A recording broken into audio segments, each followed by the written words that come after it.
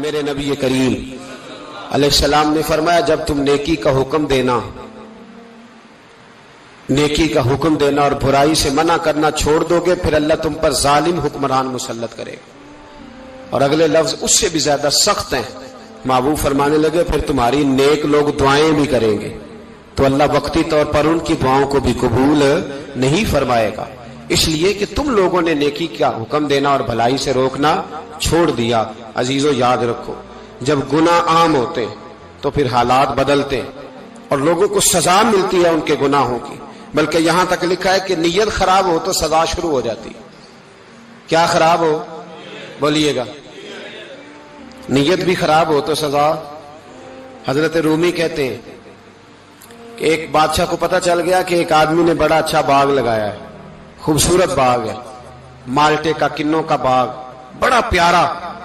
بادشاہ نے کہا ذرا جا کے دیکھتا ہوں. بادشاہ سلامت باغ دیکھنے آئے تو اب وہ مزدور آدمی تھا, عام آدمی تھا جس نے باغ لگایا, کسان تھا. اس کو کہا کہ چند کنوں توڑ کے لایا تو بڑے پیارے لگے. ایک دو اور لایا, کھائے, بڑے میٹھے, بڑے پیارے, بڑے توانا, بڑا مزہ آیا. تو بادشاہ کے دل میں خیال آیا کہ اس پہ قبضہ نہ کر لوں باغ پہ. ہمارے یہاں نا کرائے پہ دکان دیتا نا مالک, تو جب کسی غریب کی چل جاتی ہے کہتا ہے تو خالی کر, میں نے خود ڈالنی ہے. چل گئی نا اس کی. حالانکہ رزق اپنے اپنے نصیب کا ہے, رزق اپنے اپنے نصیب کا ہے, جس کو اللہ تعالیٰ چاہتا ہے عطا کرتا ہے. تو اس کو کہا کہ اور توڑ کے لا, اور دل میں خیال ہے کہ یار اتنا اچھا باغ ہے قبضہ کر لیتے ہیں. ہماری حکومتیں قبضہ کر لیتی ہیں کہ جو چیز اچھی لگ جائے. اب وہ کسان دو تین کنوں توڑ کے لایا, اس نے کھائے تو کھٹے نکلے, ترش تھے. کہنے لگا تجھے کیا ہو گیا ہے؟ تو بندہ بڑا صاحب دل تھا, کہنے لگا میں تو ٹھیک ہوں, آپ اپنی نیت سے پوچھیں کہیں خراب تو نہیں ہو گئی. تو کنوں میں بھی اس کا اثر آ گیا ہے اپنی نیت. تو نیتیں بگڑ جائیں نا, نیتیں. اب ایک بات کہنے لگا ہوں, غور سے سننا. جب تک دو بھائی اکٹھے کاروبار کرتے ہیں نیت ہوتی ہے کہ ہمارا گھر چلے گا, تب تک اللہ برکت دیتا ہے. اور جب اپنی اپنی جیبیں سمیٹنے لگ جاتے ہیں نا کہ یہ میرا 5,000 ہے, آج میں گیا تھا اگرائی کرنے, یہ میرا 10,000 ہے, آج میں نے محنت زیادہ کی. جب وہ ٹٹولنے لگتے ہیں پھر اس دکان سے بھی برکت اٹھ جاتی ہے, پھر وہاں سے بھی برکت چلی جاتی ہے. فَإِنَّ لَهُ مَعِيشَةً دَنْكَ, فرمایا جب تو میں منہ پھیر لیتا ہے پھر تیری زندگی اللہ تنگ کر دیتا, پھر وہاں سے بھی برکت, خوبصورتی, اثر اٹھ جاتا ہے. ایک سنار نے گلی میں ایک یتیم چھوٹے سے بچے کو گھومتے دیکھا تو سنار بے اولاد تھا, بچے کو اٹھا کے گھر لے آیا. 18 سال اس بچے کی پرورش کی, اس کو پالا پوسا, جوان کیا. سنار کے پاس وہ دکان پہ چلا جاتا, وہ کئی دفعہ دکان پہ رہتا, کئی دفعہ گھر میں رہتا. ایک دفعہ وہ دکان پہ تھا, بچہ گھر تھا, 18 سال کا جوان. اس کی بیوی اکیلی تھی. وہ جس نے ماں بن کے پالا تھا اس نے اسی پہ حملہ کر دیا, اس کا بازو بری نیت سے تھاما. بیوی چیخی. تھوڑی دیر گزری تو وہ نوجوان پیروں میں بیٹھ گیا, کہنے لگا اماں پتہ نہیں مجھے کیا ہوا. شام کو سنار آیا, بیوی چیخنے لگی, چلانے لگی, کہنے لگی آج عجیب بات ہوئی, جس کو میں نے جگر کا خون دے دے کے پالا اسی نے گندی نظر ڈالی. سنار محو حیرت ہے. بیوی کا خیال تھا کہ لاٹھ اٹھائے گا, ڈنڈا اٹھائے گا, نوجوان کو مارے گا, لیکن وہ رونے لگ گیا. اس نے کہا آج اس نے میرا بازو تھاما ہے, جانے کیا کیا ہے. پریشان ہونے لگ گیا, سجدے میں گر گیا. کہا تو بتاتا کیوں نہیں؟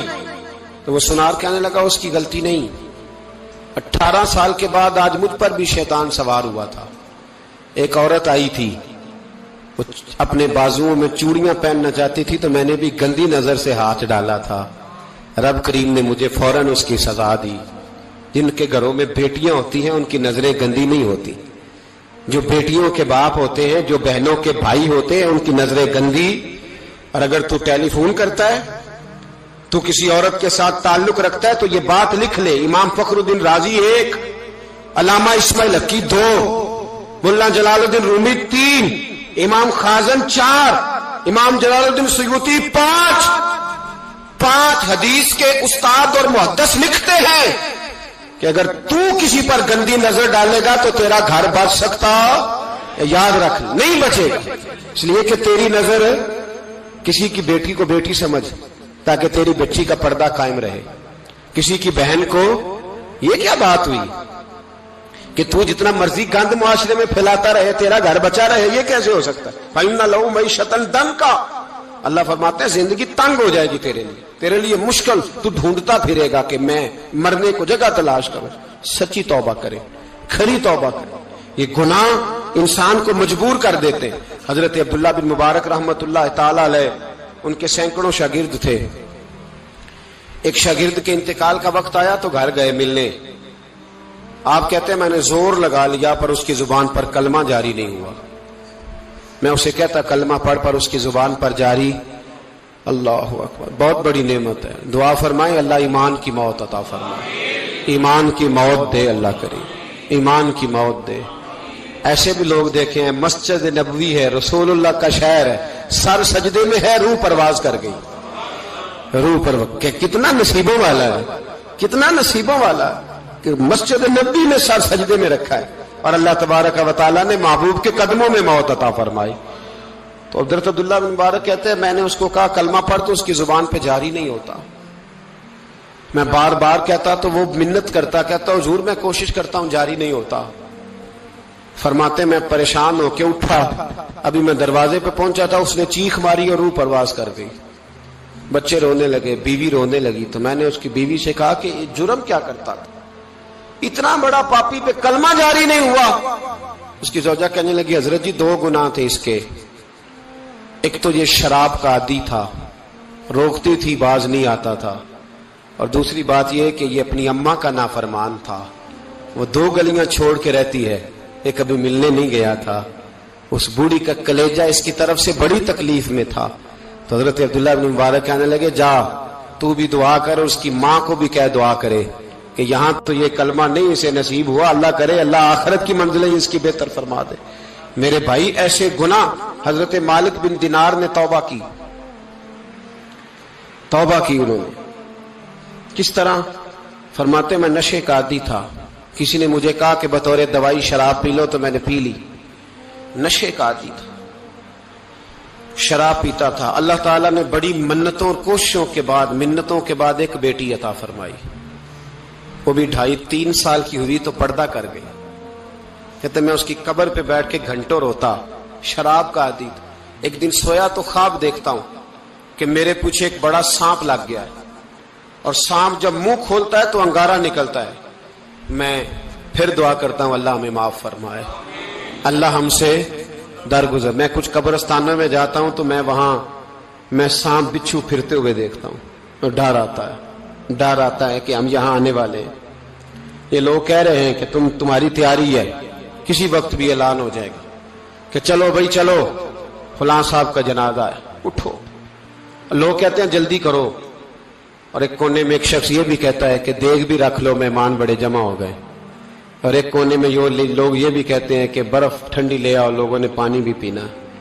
پہلے اعلان ہوتا ہے کہ فلاں فوت ہو گیا، پھر اعلان ہوتا ہے جنازے کا ٹائم ہو گیا، پھر اعلان ہوتا ہے جنازہ اٹھایا جائے گا، اور پھر بات ختم ہو جاتی ہے، پھر کل من علیہ فان، پھر کوئی نہیں پوچھنے آتا، ختم ہو گئے، قصہ ہی ختم ہو گیا، ان لوگوں کی کہانی مٹ گئی، ختم ہو گئے، بڑے بڑے کج کلا، کوئی پوچھنے والا نہیں۔ موت کا راج ہے، راج ہے موت کا راج، موت راج کرتی ہے بس، اور کسی کا راج نہیں، وہ راج کرتی ہے، جدھر جاتی ہے اسی کا راج ہے، راج کر رہی ہے۔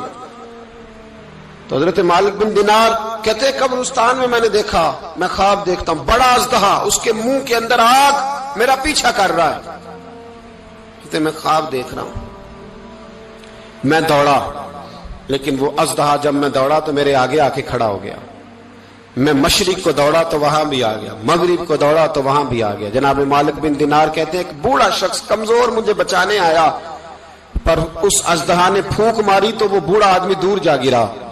کہتے میں چیختا تھا، چلاتا تھا، ایک پہاڑی پہ میں بھاگا گیا تو وہاں مجھے میری بیٹی ملی، مجھے فوت ہو گئی تھی۔ وہ اس اژدہے کے آگے اس نے یوں ہاتھ کیا تو اژدہا پیچھے بھاگ گیا۔ میں نے بیٹی کو گود میں اٹھایا، میں نے کہا بیٹی یہ کون تھا؟ کہنے لگی ابا یہ تیرا برا عمل تھا، یہ تیرا برا عمل تھا، یہ تجھے کھا جاتا اگر میں نہ ہوتی۔ تو کہا یہ بوڑھا جو مجھے بچانے آیا یہ کون تھا؟ کہا یہ تیرا اچھا عمل تھا پر کمزور بڑا تھا، تھوڑا تھا، یہ تیرے برے عمل کا مقابلہ کرنے کی ہمت نہیں رکھتا تھا۔ حضرت مالک بن دینار کہتے ہیں میری بیٹی نے خواب میں میری داڑھی پکڑ لی اور کہنے لگی ابا میں چاہتی ہوں تو صحیح ہو جا، ایسا نہ ہو کہ پھر تیرے پیچھے یہ بو ازدہ لگ جائے۔ حضرت مالک بن دینار کہتے ہیں جب میں سو کے اٹھا تو میری داڑھی آنسوؤں سے بھری ہوئی، پھر اس کے بعد میں نے توبہ کی، اس طرح کی توبہ کی کہ پھر میں نے کوشش کی کہ دوبارہ میں اپنے رب کی نافرمانی نہ کروں۔ حضرت عبداللہ ابن عباس فرماتے تھے جو دنیا میں ہنس ہنس کے گناہ کرتے ہیں نا،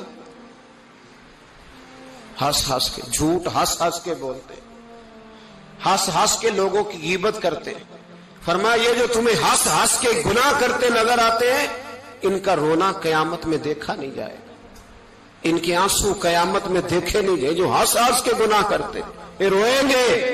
فَلْيَضْحَكُوا قَلِيلًا وَلْيَبْكُوا كَثِيرًا، رب فرماتا ہے زیادہ رویا کرو کم ہنسا کرو۔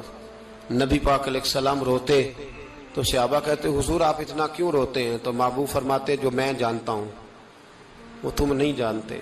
بھائیو قبروں میں اکیلے جانا ہے، کبھی غور کرنا، اکیلے کوئی بندہ ساتھ حساب دینے نہیں جائے گا۔ اماں بڑا پیار کرتی ہے لیکن قبر میں کبھی کوئی ماں بھی ساتھ دفن نہیں ہوتی، اپنا اپنا حساب دینا، مشکل وقت ہے، حساب کر لینا چاہیے، تیاری کر کے رکھنی چاہیے۔ گناہ اگر یہاں ہماری زندگی کو تنگ کریں گے تو وہاں بھی ہمارے لیے مشکلات پیدا کریں۔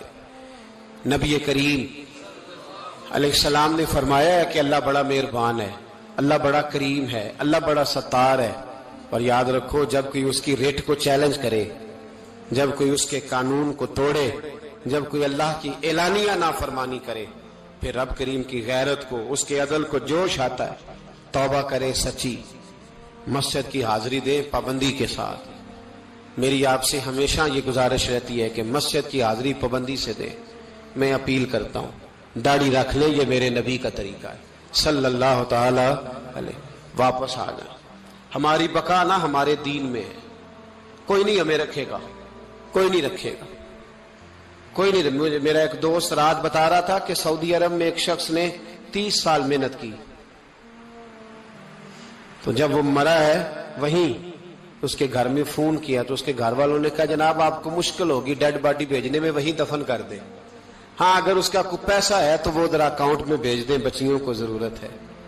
او بھائی تو اکیلا جائے گا، تیرے لیے مشکل ہو جائے۔ اپنے بھی ساتھ یقین کریں، بچے دعائیں کرانے آتے ہیں، کہتے ہیں حضرت جی دعا کریں اللہ اماں کی سختی معاف کر دے۔